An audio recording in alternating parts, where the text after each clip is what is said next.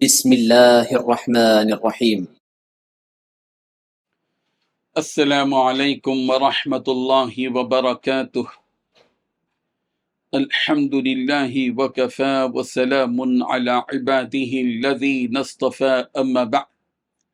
حاضرین و ناظرین، یہ درس نمبر 2269 ہے اور آج سورۃ المرسلات کی 9 آیتوں کی تلاوت اور تشریح کی جائے گی، آیت نمبر 16 تا 24، 16 to 24۔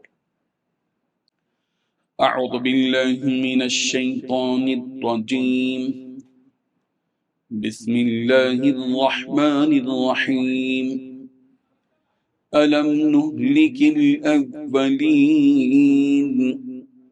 ثُمَّ نُتْبِعُهُمُ الْآخِرِينَ كَذَلِكَ نَفْعَلُ بِالْمُجْرِمِينَ وَيْلٌ يَوْمَئِذٍ لِلْمُكَذِّبِينَ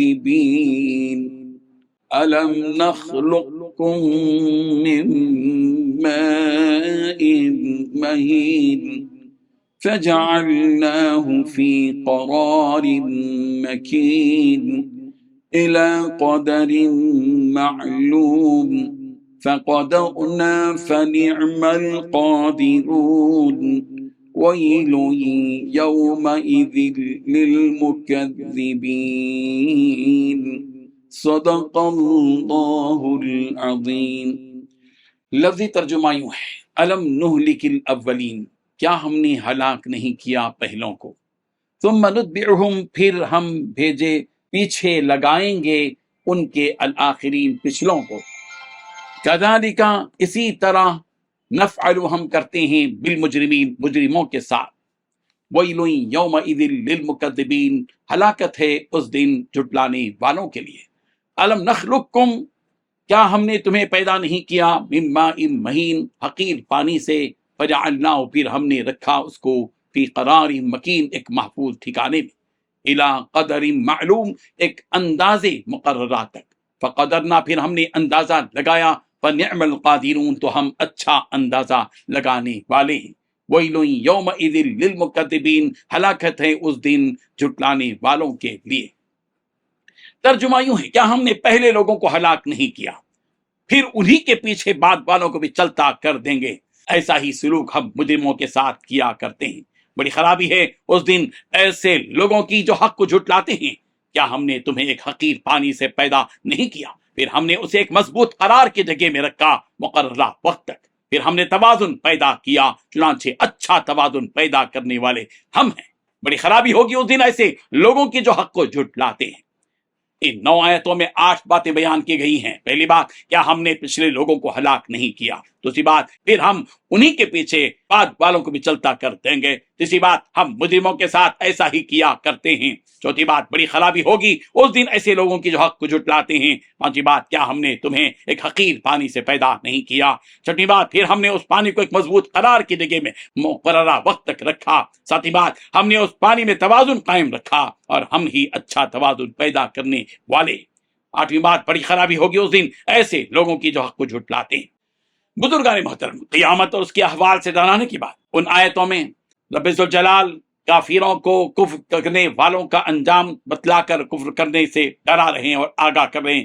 چنانچہ فرمایا کہ تم سے پہلے جو لوگ تھے انہوں نے بھی تمہاری ہی طرح کفر اختیار کیا تھا، اور جس طرح تم ہماری آیتوں اور ہمارے بھیجے ہوئے نبیوں کا انکار کرتے ہو اور انہیں ایذائے پہنچاتے ہو، اسی طرح وہ لوگ بھی اس قسم کی حرکت کیا کرتے تھے۔ لہذا ہم نے انہیں ان کے اعمال کی وجہ سے ہلاک کر دیا، جیسے کہ قوم عاد، قوم ثمود، قوم ارم، قوم لوط وغیرہ وغیرہ، جن کی ہلاکت کو تم اچھی طرح جانتے ہو۔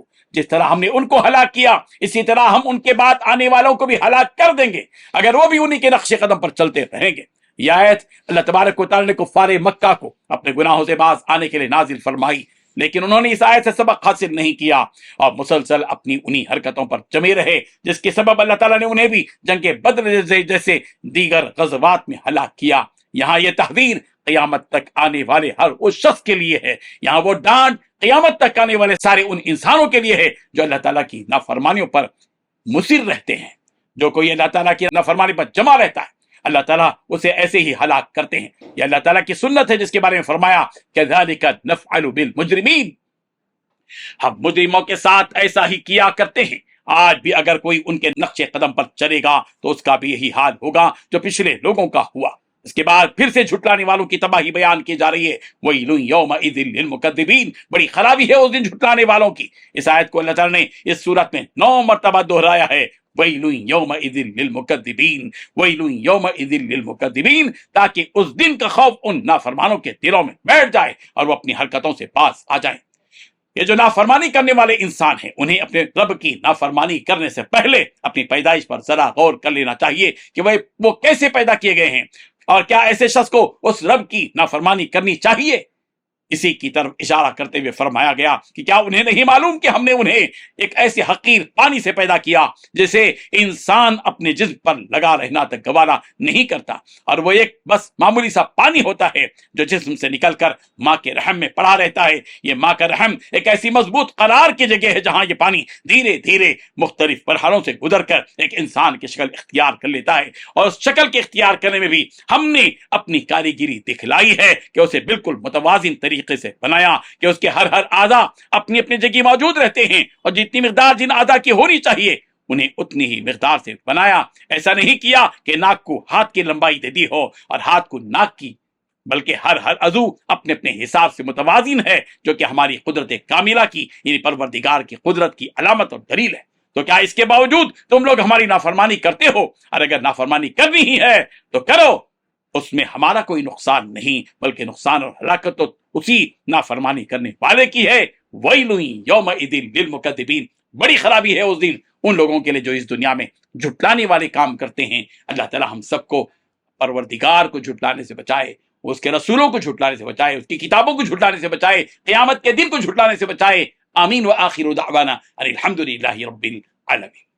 ڈیلی درس قرآن کو سبسکرائب کیجئے، اپنے تاثرات اور مشورے ارسال کیجئے، اور اپنے متعلقین کا گروپ بنا کر انہیں روزانہ درس قرآن بھیجئے اور اجر و ثواب پائیے۔ جزاکم اللہ خیر۔